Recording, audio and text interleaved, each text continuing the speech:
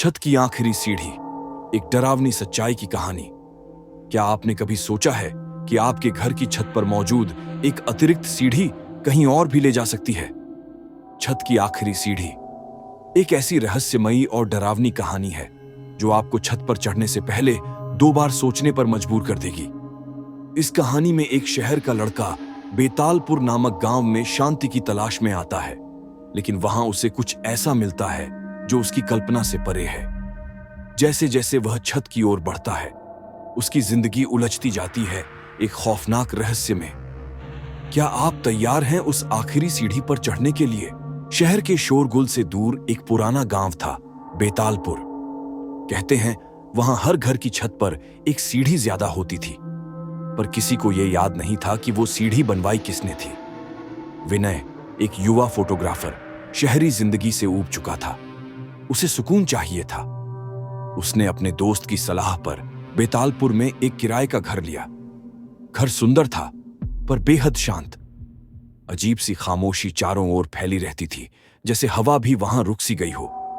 पहली रात विनय ने देखा कि छत पर एक सीढ़ी ज्यादा है। आखिरी सीढ़ी दीवार से थोड़ी ऊपर तक जाती थी, जैसे वो कहीं और खुलती हो। उत्सुकता में उसने सुबह वहां जाने का मन बना लिया। अगले दिन गांव के लोगों से मिलने पर जब विनय ने उस सीढ़ी की बात की तो सबका चेहरा उतर गया। एक बूढ़ा आदमी, हरनाम, बोला, बेटा, उस आखिरी सीढ़ी पर कभी मत चढ़ना। जो गया वो कभी वापस नहीं आया। विनय हंसा, दादाजी, ये सब अंधविश्वास हैं। रात को बारिश हो रही थी, खिड़की से पानी की बूंदें टकरा रही थीं। तभी छत से किसी के चलने की आवाज आई। थम थम थम थम। विनय ने कैमरा उठाया और धीरे धीरे सीढ़ियों की तरफ बढ़ा। ऊपर पहुंचते ही उसकी नजर उस आखिरी सीढ़ी पर पड़ी। वो गीली थी, लेकिन उस पर किसी के पैरों के निशान थे, उल्टे। एक डरावनी सिहरन उसकी रीढ़ में दौड़ गई। उसने कैमरा ऑन किया और सीढ़ी पर चढ़ गया। जैसे ही उसका पैर आखिरी सीढ़ी पर पड़ा, अचानक सब कुछ बदल गया। चारों ओर धुंध छा गई। सामने एक पुराना टूटा फूटा दरवाजा दिखाई दिया जो कभी उसके घर में नहीं था। दरवाजा धीरे से खुला। अंदर एक लड़की बैठी थी, सफेद साड़ी में, बाल बिखरे हुए, आंखें खाली, पर जैसे किसी का इंतजार कर रही हो। तुम आ गए, उसकी आवाज गूंजती हुई विनय के कानों में घुली। कौन? विनय पीछे हटना चाहता था, पर उसके पैर जमे हुए थे। मैं वही हूं जिसे छत की आखिरी सीढ़ी पर चढ़ने वालों की आत्मा चाहिए होती है। अब तुम मेरे हो। अचानक वो लड़की उठी और हवा में उड़ती हुई विनय के पास आई। उसकी आंखों से खून बह रहा था। उसके हाथों में चूड़ियां टूटी हुई थीं, जैसे किसी की जबरदस्ती मारी गई दुल्हन हो। विनय की चीख गले में ही अटक गई। उसका कैमरा गिरा और अंधेरा छा गया। अगली सुबह गांव वाले जब छत पर पहुंचे तो वहां सिर्फ एक फोटो पड़ा था, विनय का चेहरा, पर आंखें नहीं थीं। उसके बाद से उस घर की छत पर एक और सीढ़ी बन गई। अब वहां 2 आखिरी सीढ़ियां हैं, और गांव के लोग कहते हैं अब जो भी छत पर जाएगा वो विनय की परछाई बन जाएगा। छत की आखिरी सीढ़ी भाग 2, परछाई की वापसी। बेतालपुर की ठंडी हवा अब और भी ठंडी हो चली थी। गांव की गलियों में सन्नाटा कुछ ज्यादा ही घना हो गया था। विनय की गुमशुदगी के बाद उस घर की तरफ कोई देखता भी नहीं था। कहते हैं वहां अब भी हर रात कैमरे की क्लिक क्लिक की आवाजें आती थीं, जैसे कोई किसी को कैद कर रहा हो, हमेशा के लिए। लेकिन कहानी खत्म नहीं हुई थी। 4 महीने बाद एक पत्रकार लड़की, रीमा शुक्ला, बेतालपुर आई। उसका इरादा था विनय की रहस्यमयी गुमशुदगी पर एक रिपोर्ट तैयार करना। रीमा तेज तर्रार थी। डर उसके शब्दकोश में नहीं था। गांव वालों ने उसे भी समझाया, उस घर में मत जाना बेटी, विनय की आत्मा अब परछाई बन चुकी है। पर रीमा ने किसी की नहीं सुनी। उसने वही पुराना घर किराए पर लिया और वही रहने लगी। दिन भर इंटरव्यू करती और रात को नोट्स लिखती। पहली रात कुछ नहीं हुआ। दूसरी रात छत से किसी के चलने की आवाज आई। थम थम थम। रीमा कैमरा लेकर ऊपर गई। छत पर वही सीढ़ियां थीं, अब 3 आखिरी सीढ़ियां।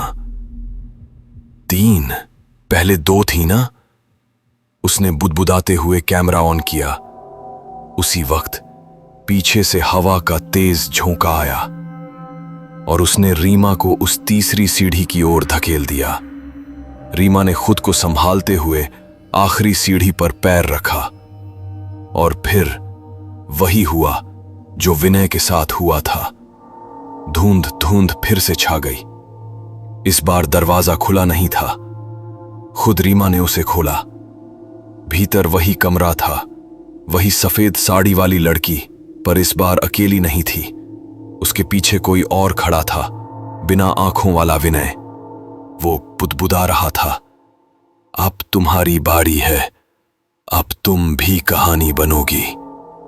रीमा कांप उठी, कैमरा गिरा और जैसे ही वो वापस मुड़ी, दरवाजा बंद हो गया।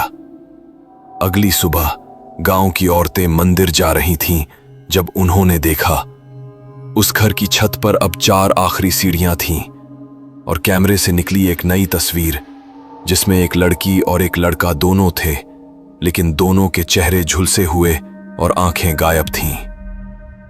छत की आखिरी सीढ़ी, अंतिम सीढ़ी। बेतालपुर अब डर का दूसरा नाम बन चुका था। गांव में कोई नया आता तो लोग उसे पहले ही चेता देते, उस घर से दूर रहना वरना तुम भी सीढ़ी बन जाओगे। अब उस छत पर 7 आखिरी सीढ़ियां थीं और हर सीढ़ी एक कहानी, एक शिकार की निशानी थी। एक युवक था आदित्य मिश्रा, एक प्रसिद्ध ओकल्ट रिसर्चर और तांत्रिक इतिहास का जानकार। जब उसने विनय और रीमा की रिपोर्ट्स पढ़ी तो वो जान गया कि बेतालपुर में कोई गहरा तांत्रिक खेल चल रहा है, कोई पुरानी आत्मा, कोई अपूर्ण यज्ञ, कोई अनजानी त्रासदी। आदित्य वहां गया, इस बार डर से नहीं, जवाबों के लिए। गांव वाले चुप थे, कोई कुछ नहीं कहता। हर नाम बाबा बस एक बात दोहराते रहे, जिसने भी 7वीं सीढ़ी पार की वो समय से परे चला गया, अब बस 8वीं का इंतजार है। आदित्य ने घर की छानबीन की। तहखाने में उसे एक पुरानी ताम्र पट्टिका मिली जिस पर कुछ संस्कृत में खुदा था। उसका अर्थ था, सप्त आत्माएं यज्ञ को पूर्ण करेंगी, अष्टम आत्मा होगी बलिदान, अंतिम द्वार खोलने को।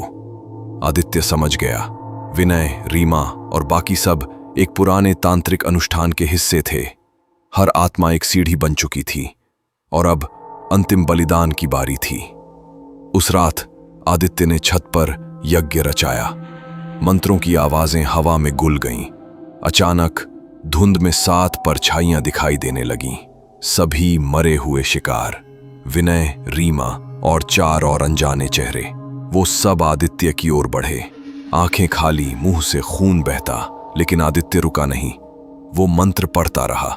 तभी हवा से एक और आत्मा प्रकट हुई, वो लड़की सफेद साड़ी में, वही जो पहली बार विनय को दिखाई दी थी। उसका चेहरा अब इंसानी नहीं था, आधा जल चुका, आंखों में भटके हुए युगों का दर्द। तू 8वां है, उसने गूंजती आवाज में कहा। आदित्य बोला, नहीं, मैं मुक्ति देने आया हूं, तुम्हें नहीं, उन सबको। उसने तांत्रिक छड़ी उठाई और पुरानी पट्टिका पर रखी। एक तेज चीख फिजा में गूंजी, छत हिलने लगी, हर आत्मा चिल्ला उठी, 7 परछाइयां जलने लगीं, लेकिन उनके चेहरे शांत थे, उन्हें मुक्ति मिल रही थी। वो लड़की आग के गोले में बदल गई, उसकी चीखें अब मध्यम होती जा रही थीं और धीरे धीरे सब कुछ